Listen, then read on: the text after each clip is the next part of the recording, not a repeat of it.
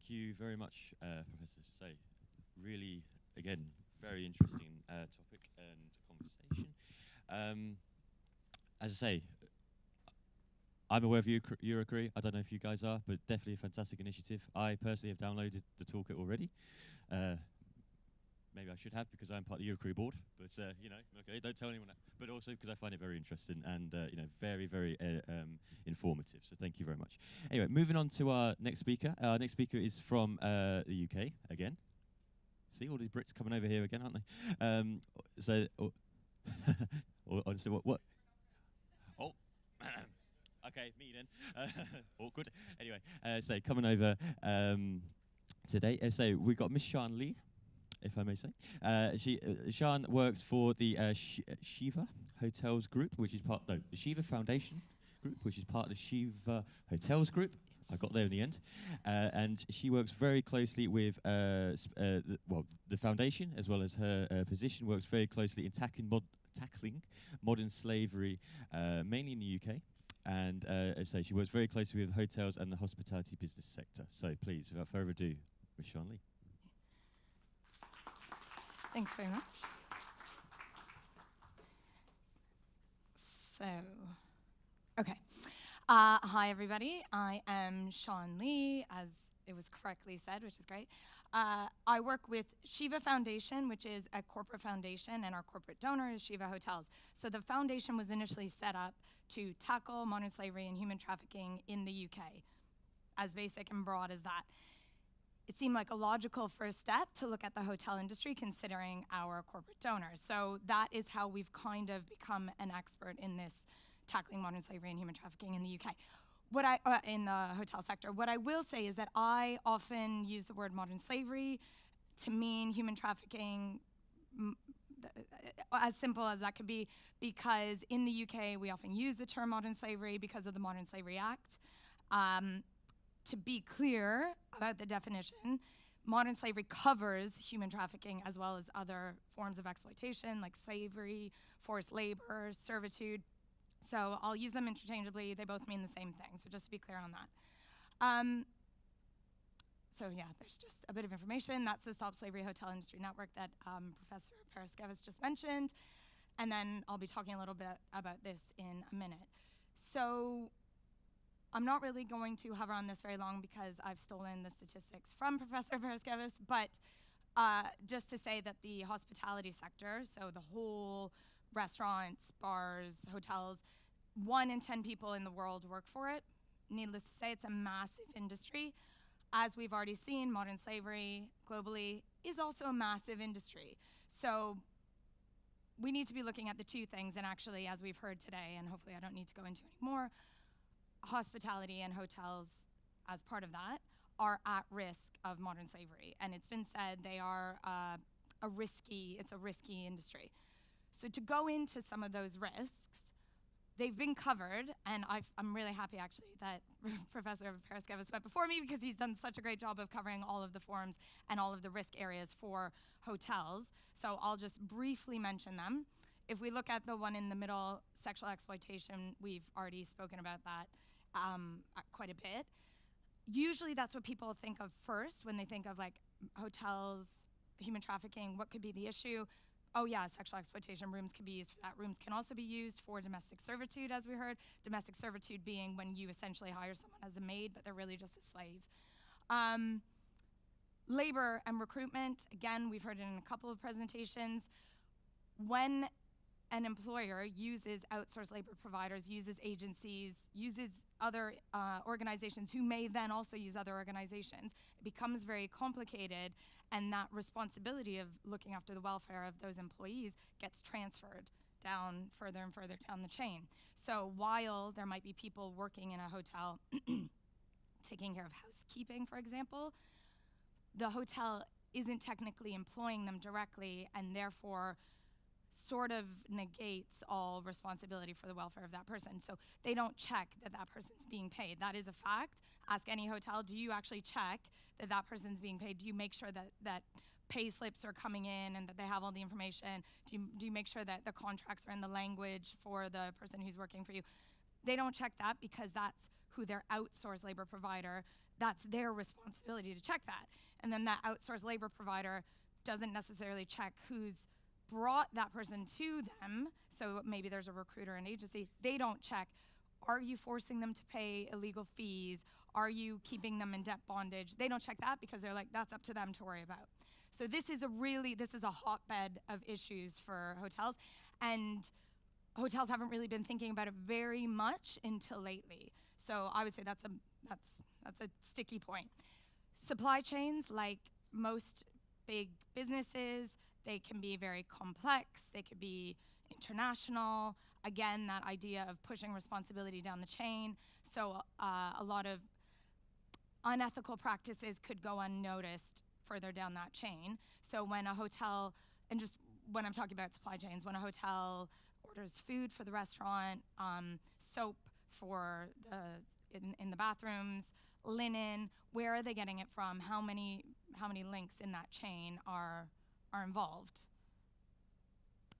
And actually, just to say on that, in terms, we've talked a bit about different ideas of, whether this is in the media, if this is something that gets exposed all that often. It doesn't really. And in terms of the sexual exploitation front, which most people should now start to know about, there was actually a case a few months ago in the UK where a couple who were operating a gang ring and using hotels for sexual exploitation of a number of women were going through sites like booking.com and booking. They found 92 hotel rooms in different hotels had been booked. So that's not someone coming up and saying, I don't have an ID and I want to pay with cash. They were booked through some sort of site. 92 of them. Did anyone hear about it here? I mean, not many people even in the UK heard about it. It was sort of in the news. It just kind of goes unnoticed, not much is said. So it is a massive issue, and we don't seem to be getting enough of that media attention, which takes me to my next point, which is it's actually really difficult, as I'm sure I'm not the only one who would say this, to work with hotels on this. And I think one of the main reasons is that scandal hasn't happened. So if I said Nike and sweatshops, some of us may remember that. So Nike was found to have sweatshops. Nike's doing a phenomenal job now. They're very transparent. They're mapping all their factories. They're doing a lot of work to make sure that those sweatshops aren't being used and that labor standards are being upheld. Hotels haven't had that same scandal. 92 different hotels could have been scandalized in that case. Not happened. The two cases in the UK that we just heard, had anyone heard about that in the press? It was probably in the press, very little, and then disappears. So because of the lack of scandal and because of the historic nature of the industry where it's about providing that privacy for guests, it is a very difficult industry to get into in terms of setting up anti-trafficking measures. And that's why it's really exciting to be speaking with the next generation, because you could just storm in there and say, why isn't this stuff in place? Like, let's get with the program. So when we started our work a few years ago now, this was before the Modern Slavery Act. So the Modern Slavery Act in the UK was established in 2015. What it does is it puts a legal responsibility on all businesses who have any operations in the UK. It doesn't mean that they have to have their headquarters there, but they do business in the UK and they reach a threshold of 36 million in turnover. They have to report on what they're doing to address modern slavery in their business and supply chains. That theoretically could just be saying we are doing nothing to address it. That would reach that legal responsibility. But what business is actually going to put their hand up and say we're not doing anything about modern slavery, see you later? So it does put that impetus, and we've been able to leverage that. So the second leverage point that we've been able to use, the Modern Slavery Act has helped us a lot in saying, look, you have a legal responsibility. If you don't want to listen for any other reason, you actually have to by law. But when we started this before the Modern Slavery Act, we were speaking with hotels, and the common response was, nope, I do not want X brand in the same sentence as the words modern slavery or human trafficking, even if it's the sentence, X brand is doing great stuff to tackle modern slavery. They do not want at all their name to be associated with those words because of the fear of reputational risk and because there hasn't been enough of a scandal, to make them act. Over the years, it's got a bit better. Definitely, Modern Slavery Act, as I said, has helped us. Investors are starting to ask as well. So when they're making investments in businesses, they're saying, what are you doing? So that we can rely on. Criminality, we're starting to see cases where people are actually prosecuted for human trafficking. And reputational damage. That can have a big impact. So if we're trying to spin it and say, right, there might be reputational damage if you do say you're doing something, although I would argue that there wouldn't be. However, there will definitely be reputational damage if you don't do something and something is found.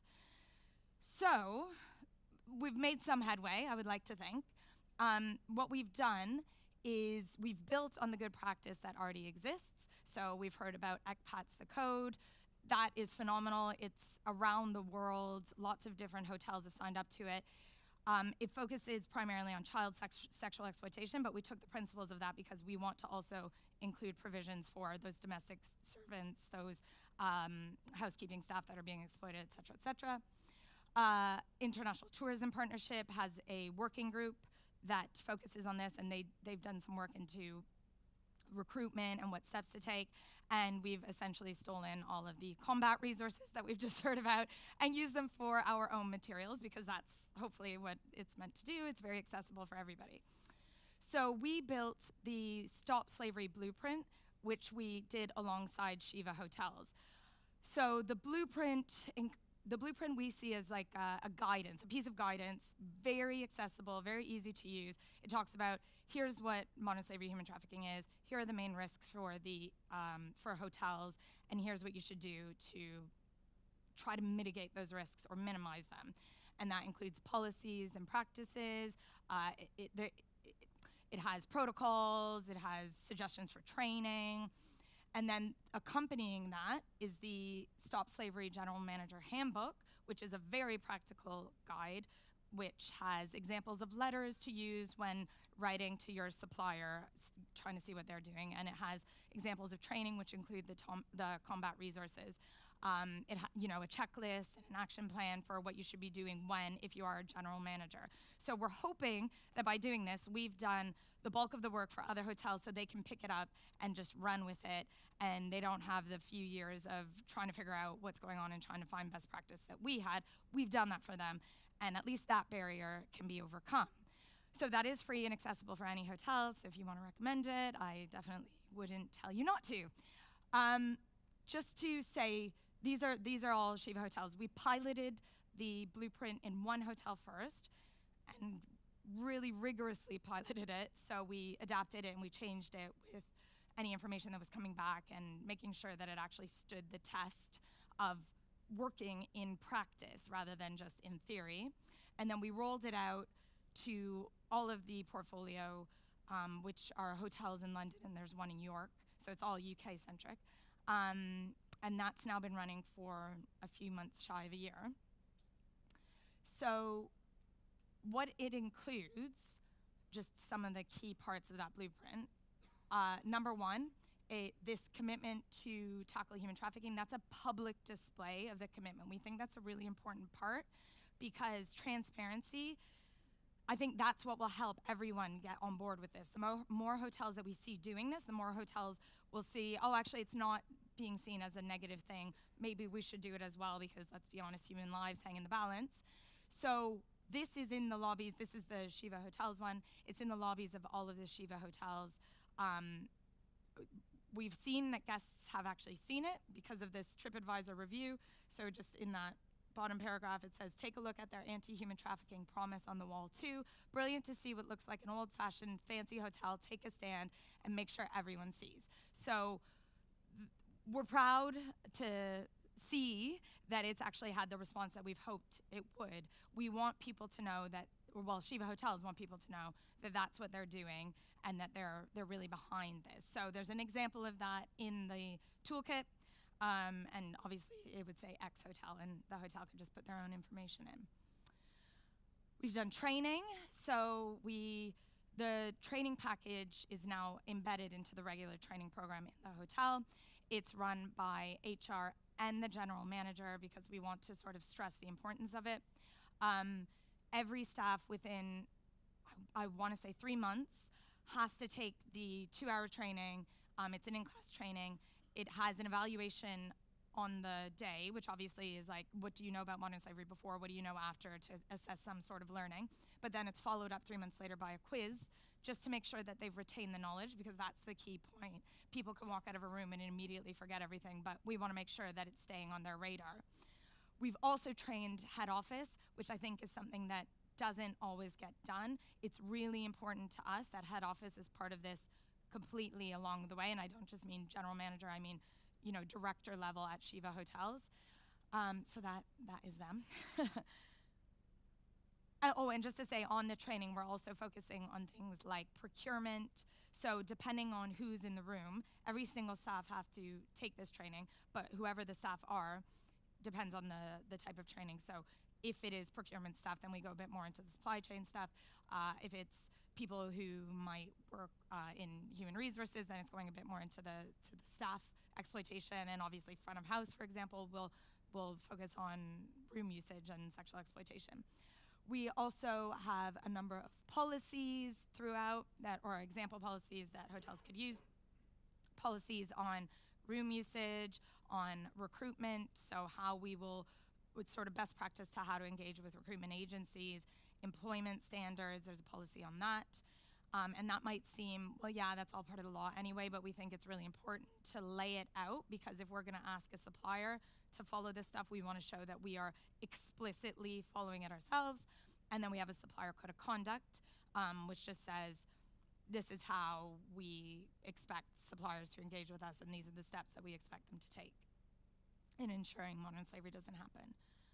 Protocols for reporting and remedying. So I'm really pleased that you mentioned that example about the budget hotel where the 50-year-old man comes in with what ended up being his daughter. We've thought long and hard about that, because that can happen, and especially someone comes out of a training and they're really, you know, overzealous about this, and they're like, oh my God, 50-year-old man, young girl, obviously a case of slavery. That's not necessarily a case of slavery as we've seen. So we've initially come up with a way of sort of like a 3-strike principle. So when all indicators are kept, so in that training, staff are provided a list of indicators, and they're also segmented into whether it is front of house or housekeeping or in the restaurant or whatever it might be. They then have to record all indicators. Could be 50-year-old man comes in with a young girl, done. But when it reaches 3, that is when it gets reported to the duty manager. So 50-year-old girl coming in, 50-year-old man with a young girl coming in with no luggage late at night and has condoms in the room, yeah, we're gonna report that, right? So that's when those 3 indicators are met. We're planning on adopting this in due course to actually make it a severity threshold. So some indicators are slightly heavier in terms of, I think we should actually do something about this and stop at 2 instead of 3 or whatever it might be. So that's a work in progress that we're actually doing with the police to make sure that what we're doing matches what they expect, and vice versa.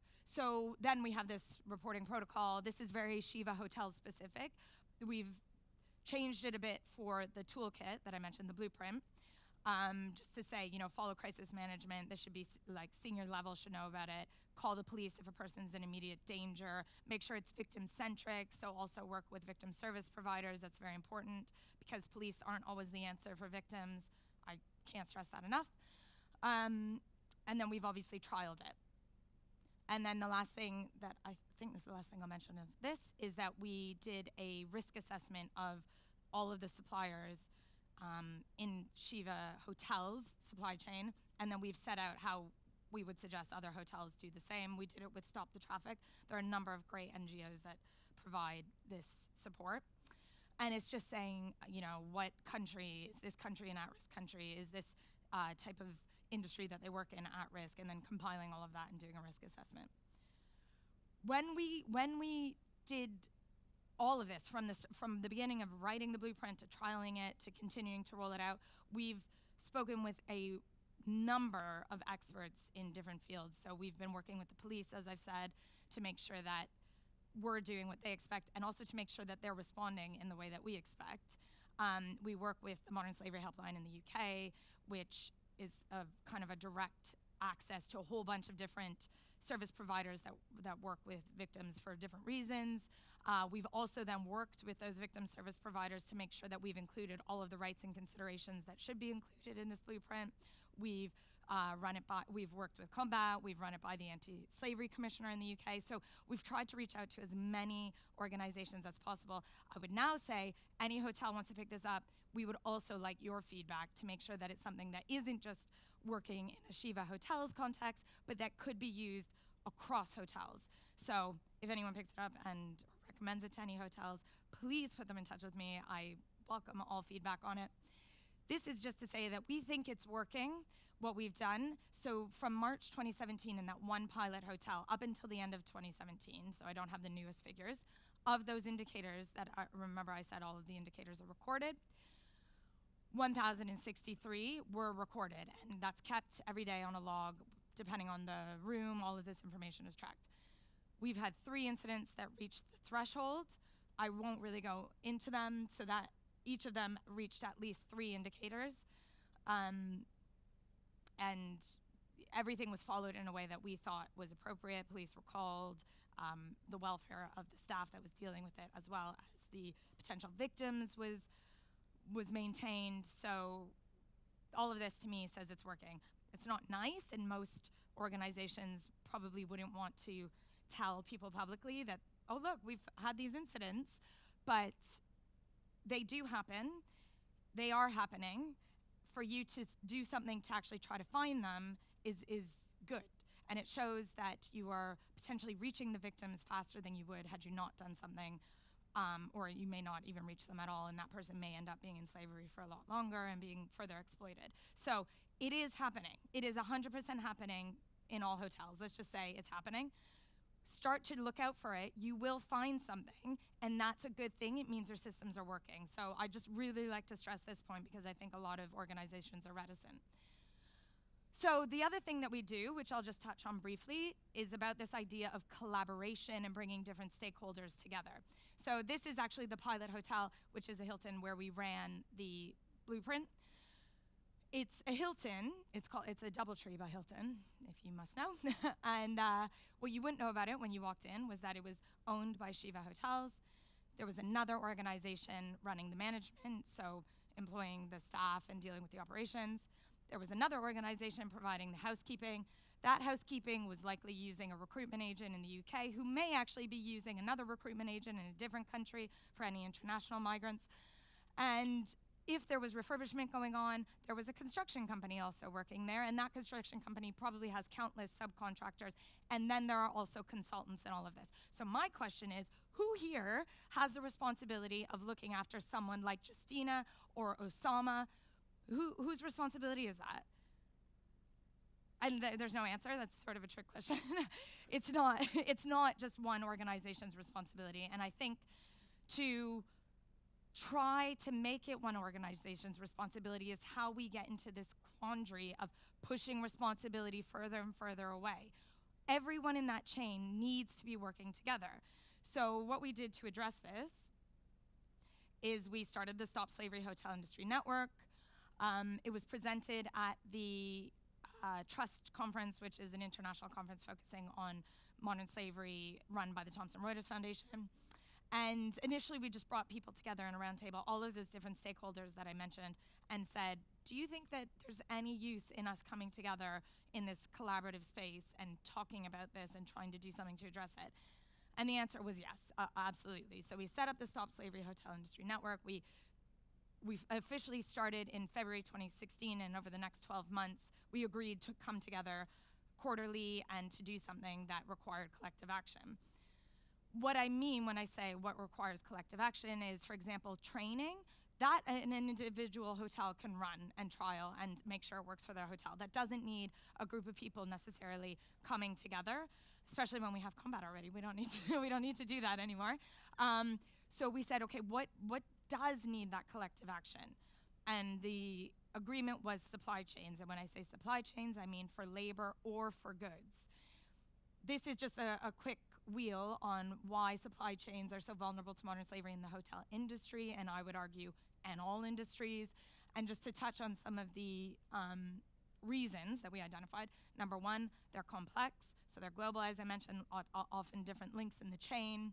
They're not always mapped. There's different legislation to grapple with. It's very sticky. Bottom line driven. Businesses are bottom line driven, and if that surprised anyone, well, I'm surprised. It's very difficult to compel somebody who's worried about a bottom line to potentially pick a more ethical choice when ethical may, in fact, mean greater cost. So this is a bit of a rhetoric that we need to change within the industry. Limited evidence. Nobody's figured out how to do this yet. There are people working with the first and second tiers of supply chains, but it's as I said, it's a sticky business. It's very difficult, so we don't really know where to look for best practice because we haven't found it yet. No one's done it yet. Low leverage. When one small hotel tries to influence their supplier and say, listen, we're not going to work with you unless you're ethical, the supplier could just say, okay, then we're not going to work with you. When an industry or a wide group of hotels uses that leverage and says, okay, now none of us are going to work with you, the supplier's probably going to listen. So one hotel individually has less leverage than a collective. Monitoring. So even when you do a supplier code of conduct or you do whatever it might be for working with your suppliers, they could very well walk away and just continue their unscrupulous practices as is. You may have an audit to go in and check. Most likely things might be staged. So it's very tricky. We haven't found the best way of monitoring that any of this stuff is actually working yet in terms of supply chains.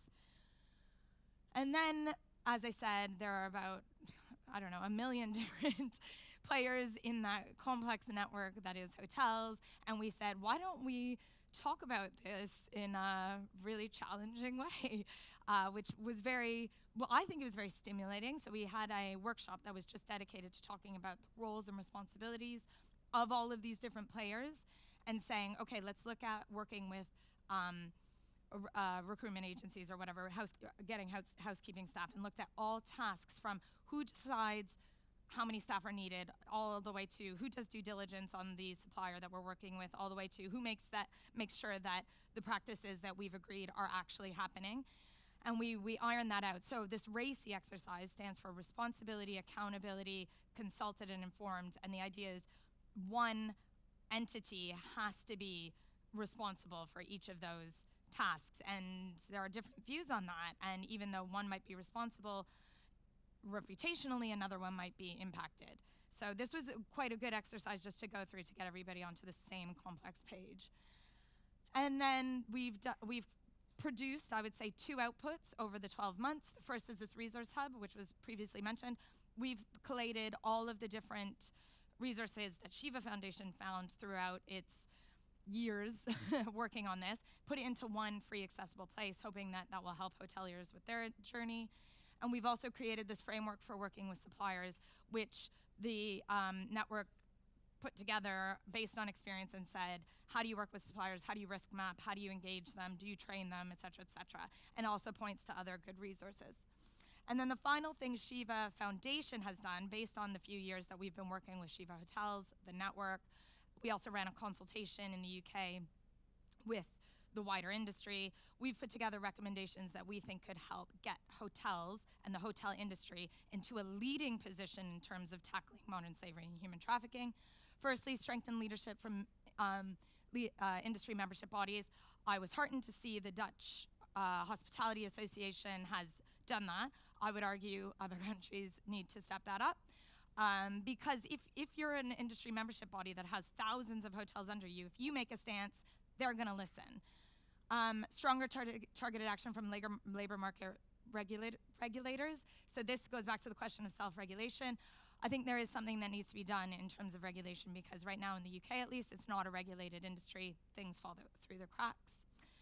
Share responsibility throughout the supply chain. So exactly as I've been saying with our work, change the discourse. It's not necessarily a bad thing to have the same sentence, your brand, and the words modern slavery, as we saw with the TripAdvisor review. Make slavery cross-functional, so it's not, I would say, it should not just sit with corporate social responsibility. It needs to include HR, procurement, senior level management, all of the different people within that organization, and that's the only way it's going to be sustainable and actually effective. Foster relationships with law enforcement and victim service providers, as I've mentioned before, really important to make sure that victim's getting the support they need. Reframe the conversation about incidents, which I did when, here, we've had these incidents. This is a good thing because we know our systems are working. Put transparency at the forefront. So again, tell people that you're doing this, be honest with where you are in your process, and be vocal about it, and that's how we'll get more organizations involved.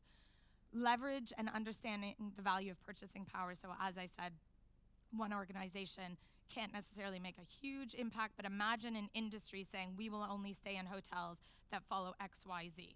That could have a massive impact. And I would say governments are a massive consumer, and they can use their purchasing power and say, look, we will only stay at hotels that do XYZ. So I would really strengthen that and get other industries and get government to pay attention to that. And collaborate. Hopefully I don't need to talk about that. Collaboration is really important. Human trafficking is a very well-organized network of very clever criminals. So let's be more organized, let's keep our network strong, and let's be more clever because we are, right? So that's the only way that we could properly tackle this. And that's all I will say to you. I have 41 seconds for any questions, but otherwise I'll leave it there.